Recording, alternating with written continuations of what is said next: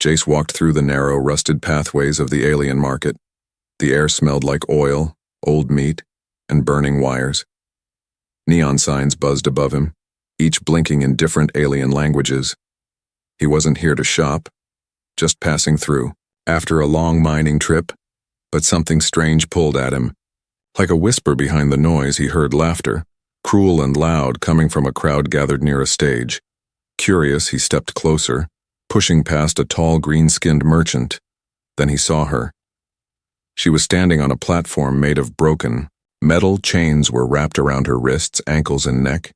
Her skin shimmered in shades of silver and blue, glowing slightly under the lights. Her hair was long and white, dirty but still beautiful. A large sign was tied to her chest, written in bold red letters, "Broken toy. Touch, rent, or scrap." Jace froze. The alien girl didn't move. She just stood there, eyes staring into the sky above. Like she wasn't really there, like she had left her mind long ago. A thick creature with 6 arms shouted, "Come on, don't be shy. Touch her. She doesn't bite anymore." The crowd roared with laughter. Some threw credits at her feet. Others whistled and pointed. A tall, thin alien poked her with a stick, and she flinched slightly, but said nothing. No screams, no tears.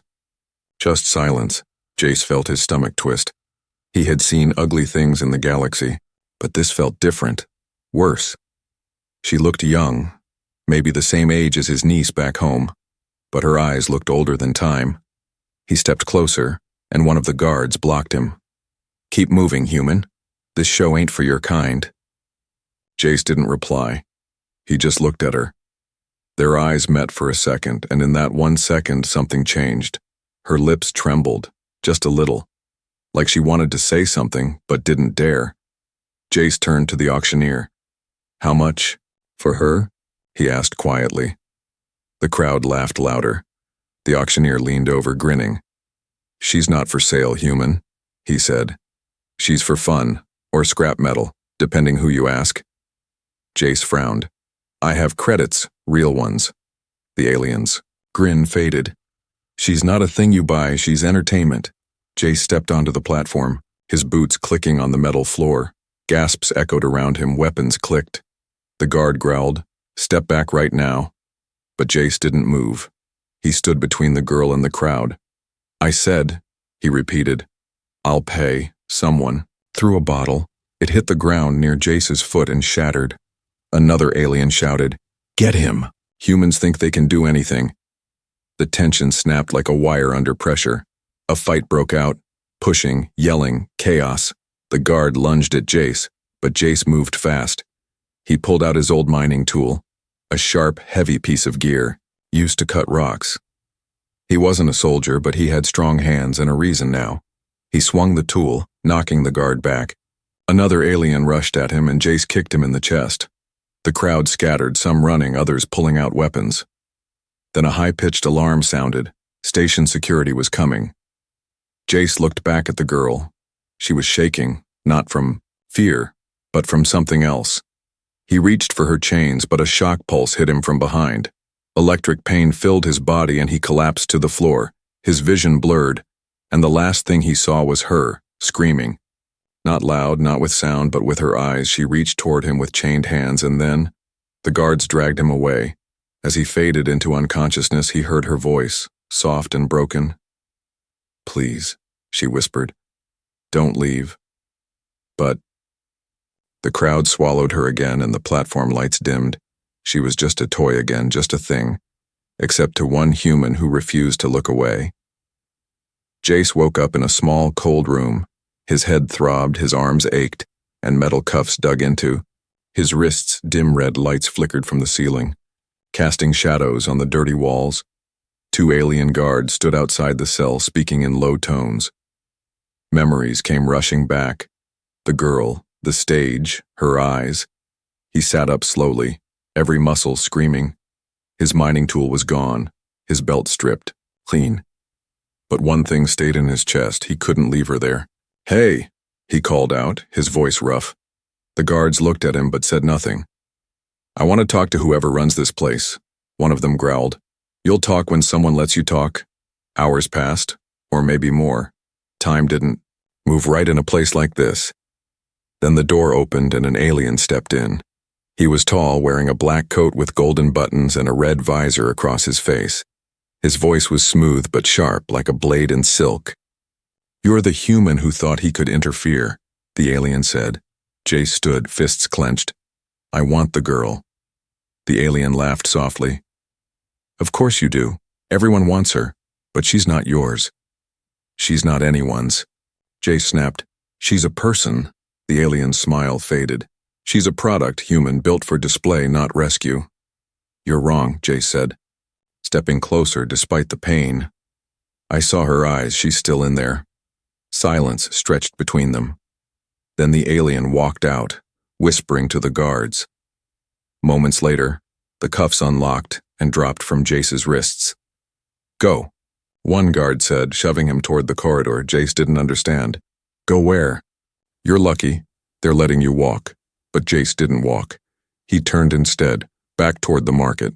Outside, the auction row was alive again. New lights, new faces, new pain. But there she was, still chained, still silent. Her hair had been brushed, her face painted. She looked like a doll in a shop window, but her eyes were still broken. Jace stepped into the crowd, slower this time. He didn't charge the stage, didn't yell. He just stood and stared, waiting. Others gathered too, watching him. Some mocked him, others curious. He didn't care. The announcer saw him and frowned. "You again?" he said loudly. "Didn't learn your lesson the first time?" Jace raised a hand, calm and clear. "I'll pay," he said, his voice steady. "I don't want her for fun. I don't want her for parts. I just want to get her out of here." The crowd murmured, some amused, some angry. "She's not yours to take," a tall alien barked. "You can't just walk in and claim her." Another shouted, "She's not for sale!" The announcer snapped again. Jace took a step forward. "You've treated her like a thing for too long," he said.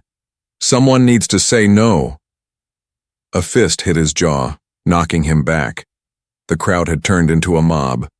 Another blow struck his side. But he didn't fall. He turned and blocked a punch, kicked back. Then came a flash. Someone pulled a weapon. Jace ducked just in time as a plasma bolt seared past his head.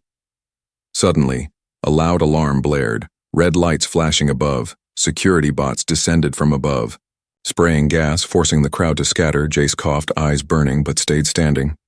He turned to the girl. Sayela. That was her name. He knew it somehow. She met his eyes again, and this time her lips moved.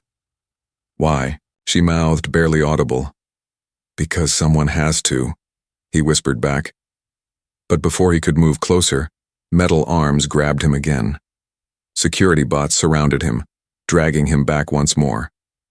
The announcer laughed cruelly. "Foolish human. This isn't your world." As he was dragged away, the last thing Jace saw was her, still chained, still silent. But this time, her eyes followed him, not with fear, not with emptiness, but with hope. It wasn't over. Not yet.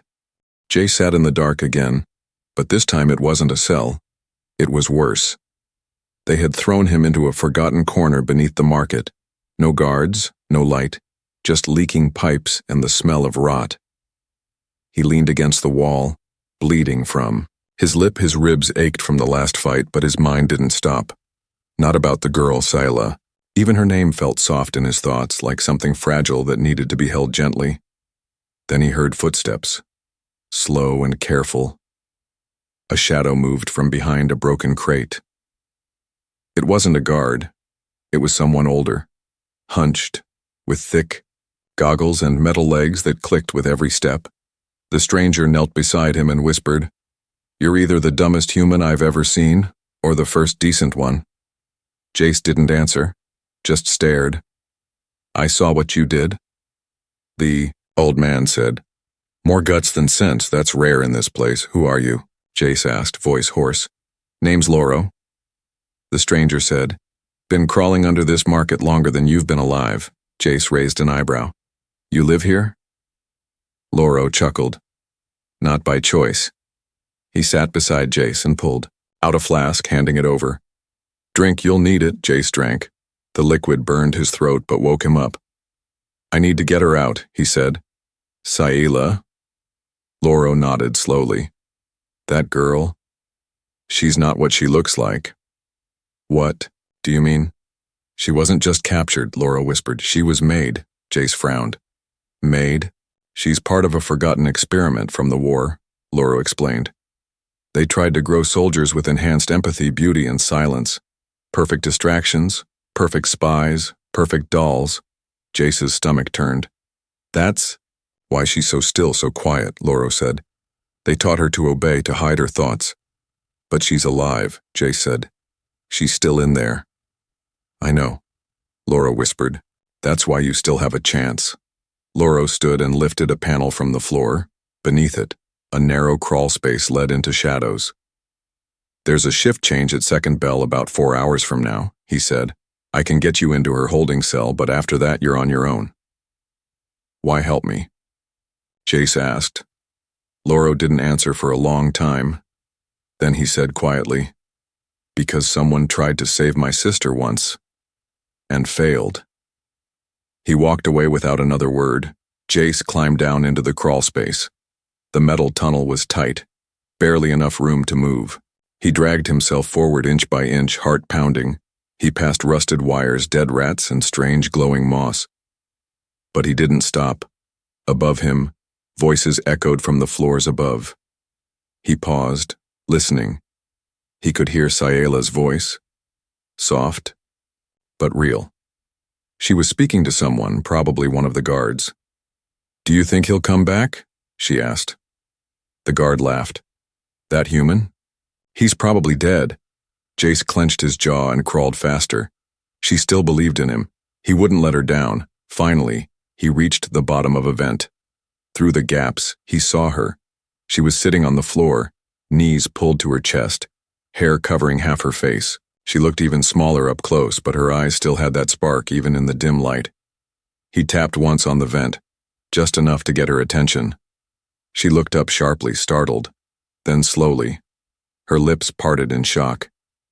"Jace," she whispered. He smiled. "I'm here." She crawled closer, tears in her eyes. "You came back." "I said I would," he whispered. "We're getting out of here." She shook her head. "The guards, the chains, it's impossible." "Not with help," he said, "but you have to trust me." Outside the cell, footsteps grew louder. The guard was returning. Jace pulled back into the tunnel. "We move at second bell," he whispered. "Be ready." She nodded, her hands trembling. He watched her a moment longer before vanishing into the dark. As he crawled back to the hideout, his mind raced. He needed gear, a distraction, and a way out. He didn't know if he'd survive. But he did know. One thing, she wasn't just a broken toy. She was someone worth saving, and he would give everything he had to prove it. The second bell rang like a broken chime, faint, distant, but sharp enough to shake the market from sleep. Most traders were packing up, some already gone. The auction, row, looked different at night. Darker, emptier, crueler. Under the floorboards, Jace was ready. His shirt torn, boots cracked, but his eyes were clear. In one hand, he held a small device, Loro's smoke bomb. In the other, a tool sharp enough to cut chain and bone. He crawled through the last stretch of tunnel, sweat running down his back. Each breath louder than he wanted, but he had no choice. Above him, guards yawned, barely watching. They thought the excitement was over. They thought the human had learned his lesson. They were wrong. Jace reached the vent under Saela's holding cell. She was sitting in the corner, still chained, but this time she looked up immediately. Her eyes locked on his. Not afraid anymore. Waiting. He tapped the vent twice. She nodded once. Slow, but steady. Jace placed the smoke bomb near the vent and whispered, 3 seconds. He pressed the button, turned his head, and waited. Click. Hiss. Boom. The blast was small but loud. Smoke poured into the cell and the hallway beyond. Shouts echoed. Boots scrambled. Jace kicked the vent open and crawled up into the thick gray fog. He couldn't see clearly, but he knew where she was. He reached out, and a hand grabbed his. Soft, shaking, but strong. Sayela, he whispered. I'm here. She replied, voice raw. He pulled out his cutter and began slicing through the chains. The metal sparked and popped but didn't stop him. The smoke kept them hidden. Coughing guards stumbled past the cell, blind and angry. One by one the chains fell. Wrist, ankle, neck, each link shattered was a piece of her life returned. When the last chain dropped, Sayela didn't run.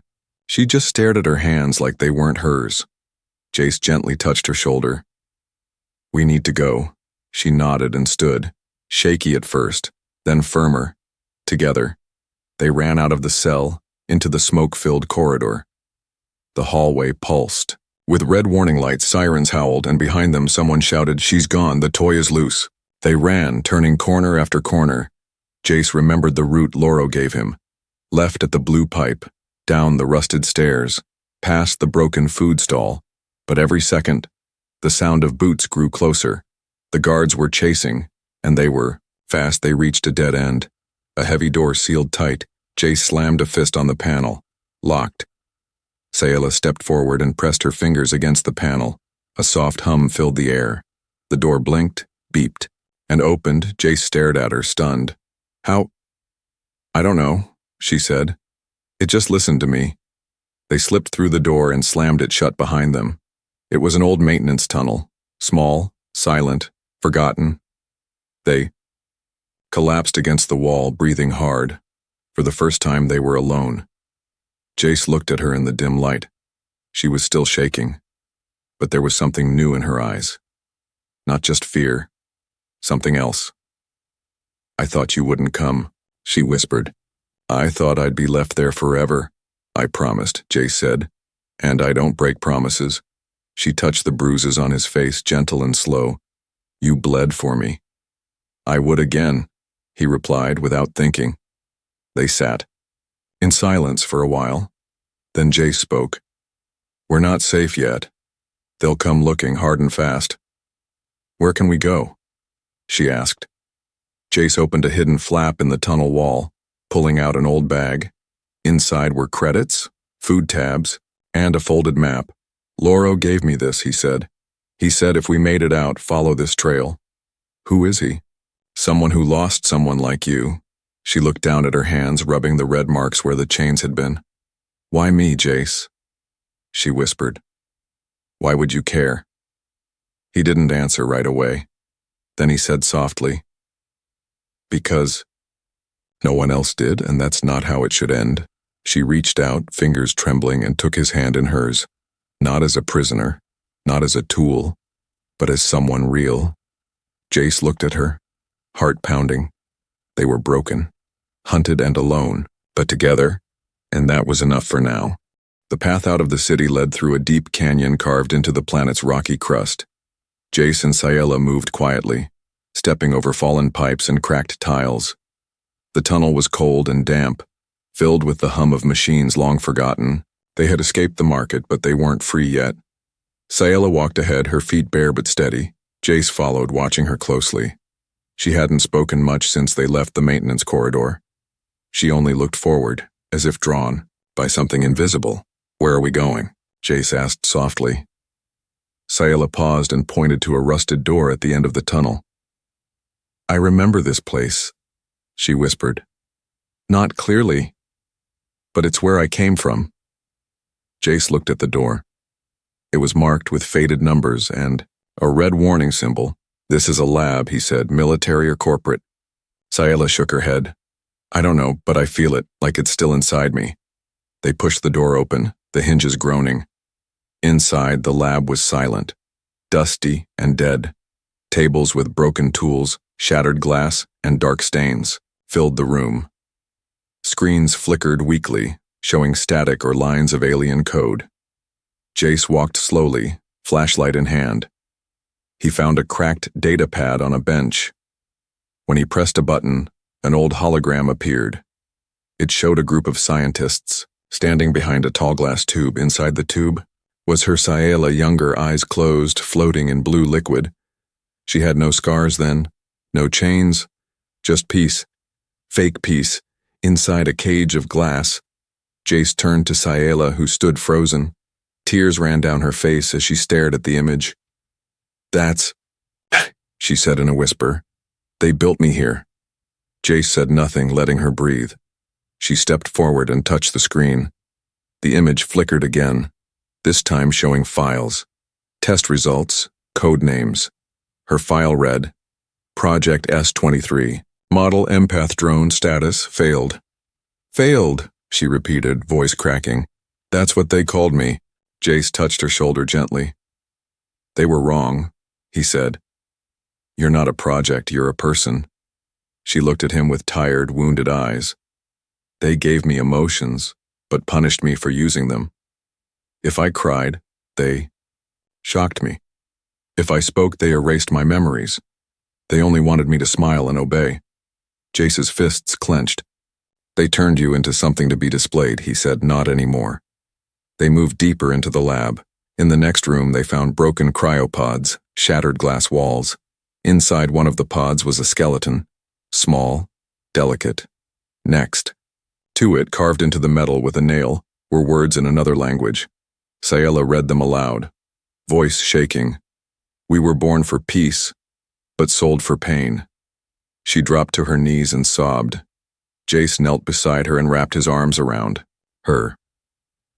For a long time, she didn't speak, just cried, but even her crying was quiet, like she still wasn't sure she was allowed.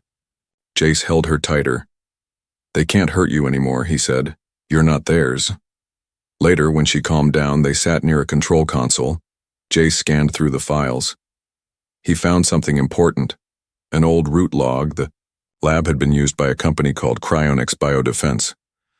Their last shipment went to a mining station in deep orbit. Jace recognized the code. It was near one of the old refugee worlds. "There's a station out there," he said. "Maybe. Someone who knows what they did." Sayla looked tired, but she nodded. "If we go there, we might find others, like me. Or someone trying to hide what they did," Jace said. "Either way, we'll get answers." Before they left, Sayla walked back to the broken cryopod. She placed her hand on the cracked glass. "I'll remember you," she whispered. "You weren't just a number." As they exited the lab, the door closed behind them with a soft hiss. Outside, the wind blew across the canyon floor. Stars flickered above them like silent watchers. They walked together under the open sky. No chains, no guards, no walls. Just two broken people holding on to one hope. Jace looked at her and said, "You know, for someone they called a failure, you're the bravest person I've ever met." Sayla gave him a small, quiet smile. It was the first real smile he had seen from her, and it was beautiful. A bright red alert flashed across every bounty board in the outer zones. Human fugitive, aiding bioasset escape. Reward, 250,000 credits, dead or alive. And below that, a blurry image of Jace's face. Next to it, Sayla's, coldly labeled, stolen property. Jace saw the post at a fuel station 2 systems away. He didn't say a word, just turned off the screen and kept walking. Sayela followed behind him, hood over her head, steps quiet. She had seen the bounty too, her image, her name turned into a product again. "They won't stop," Jace said finally. "I know," she replied, voice low. "They don't want the truth to get out, they want me erased like I never existed." They boarded a slow cargo freighter heading to a forgotten planet near the outer rim. Jace paid in scrap parts and favors, no questions asked. They slept in a storage room between crates of engine coils and dried noodles. Not glamorous, but safe. Every night, Jace cleaned the cuts on Sayela's wrists where the chains once dug in. Every morning she watched over him while he slept. He was strong but tired. She was scared but learning to breathe again. One evening, Sayla found an old holoviewer buried in the corner of the storage room. She turned it on and watched a quiet music show from a forgotten Earth station. Soft piano played while animated stars twinkled in the background. Jace woke to the sound, sat beside her, and said nothing. After a while, Sayela whispered, "Is this what peace feels like?" He looked at her. "It's close," he said. "But real peace? That comes when you're not running anymore. She turned her head slowly. Would you stop running if it meant they took me? Jace didn't blink. No, he said. I'd rather run forever. The next day, they reached the edge of the planet Kiros 9, an old mining colony built under orange skies and toxic clouds. Breathing masks were required, but the air didn't scare them. They had walked through worse. Rumors said there was someone here, an ex-scientist from cryonics who knew about the empath program. If they could find him, maybe they could find proof. Something that could show Sayela wasn't property, but a person created against her will. But trouble followed them down. Within hours, Jace noticed they were being watched. A shadowy figure followed them through the underground tunnels, too smooth, too quiet. A hunter. They tried to lose him through the lower vent systems, climbing over machinery, wading through coolant mist. But the figure was fast. He caught up to them at a collapsed junction, cornering them. You're worth a fortune, girl, the hunter said, voice cold through his mask. And the human? Dead weight? Jace stepped in front of Sayela. You'll have to get through me first. The hunter pulled out a shock spear, the blade humming blue. Jace had no weapon, just old fists and sharp instincts. He charged forward, dodging the first strike, grabbing a pipe from the wall. The fight was brutal. Metal against energy, fists against armor. Jace took a hit to the ribs, another to his arm, but he didn't fall. Behind him, Sayela watched in horror. Jace bleeding, stumbling. Something inside her broke. Not fear, anger. She stepped forward, eyes glowing faint blue. The hunter turned, just in time to see her raise her hand. A pulse of light burst from her chest. The energy wave hit him like a wall, slamming him into the tunnel wall. The spear flew from his hand. He dropped, groaning, unconscious. Jace stared in shock. Sayela, what was that? She looked down at her hands, shaking. I don't know, she said, but I felt you in danger. And something just answered me. They didn't wait. They ran deeper into the tunnels, finding an old comms room to hide in. Jace patched his wounds, breathing heavy. Sayela sat beside him, quiet. You saved me, he said. She nodded. You saved me first. They sat close, their shoulders touching, not as a fugitive and a weapon, but as two people who had chosen each other outside. The bounty signals kept flashing, but inside that dark room, something brighter began to grow. The auction stage stood tall again. Same lights, same platform, same laughter. But something was different this time. The crowd didn't know it yet, but today would be the last auction they'd ever see. Sayela stood behind a curtain near the stage, hidden in shadow. She wore a long cloak, her hood pulled low. Beside her, Jace adjusted a small broadcasting unit strapped to his chest. The wires were patched with tape, the signal unstable. But if it worked, it would show the truth. All systems synced, he whispered. If we activate it near the central tower, it'll override every screen in the quadrant. Sayela nodded, her face calm but her hands shaking. Are you sure we have to do this here? She asked. Jace looked at her. They humiliated you here, he said. They broke others here. Let's make this the place where it ends. Sayela stepped forward slowly. The smell of the stage made her sick. The chains were gone, but the memory still clung to her skin. Jace held her hand for a moment, grounding her. You're not a thing anymore, he whispered. You never were. Then they moved past the curtains onto the edge of the auction row. The crowd hadn't seen them yet, but the announcer did. He froze mid-sentence, staring at her like he'd seen a ghost. Then he forced a grin. Well, look who's returned. The crowd turned, surprised gasps filled the air. Some laughed, some reached for their weapons. Jace stepped forward and lifted the broadcasting unit. Listen, he shouted. Before you grab your guns, just watch. He pressed the switch. Every screen across the market flickered, the flashy ads died, the betting signs glitched. Then Sayela's face appeared, but not her face now. It was the old footage from the lab, her in the glass tube floating like a product. Then came the test logs. Voice clips of scientists describing her as a bio-puppet. Images of other girls. In cages, some crying, some already gone. The crowd watched in stunned silence. Then came Sayela's voice. Live, real and trembling. My name is Ciela, she said, standing tall. I was made to obey, to smile, to be sold. But I'm not a toy. Jace stood beside her as she spoke. Tears filled her eyes, but she didn't look away. I remember every hand that touched me like I was nothing. Every guard who said I couldn't feel. But I did, she said, voice breaking. I felt everything.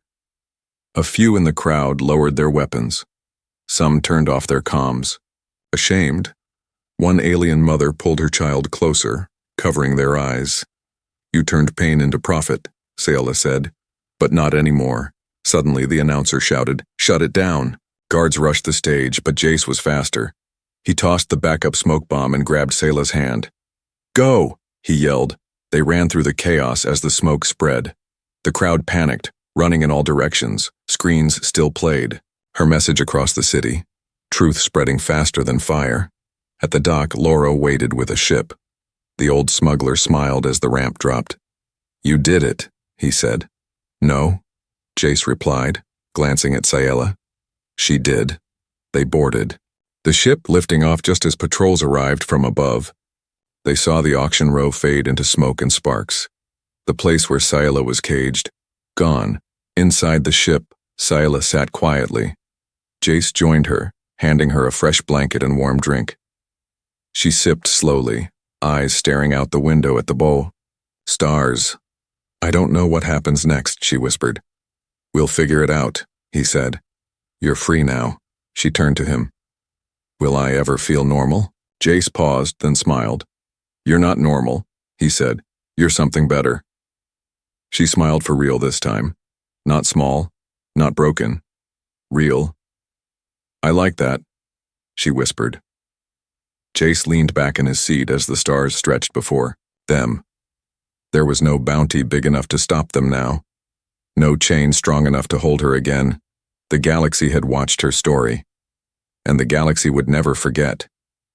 She was no longer chained like a toy. She was seen, she was heard. And she was free.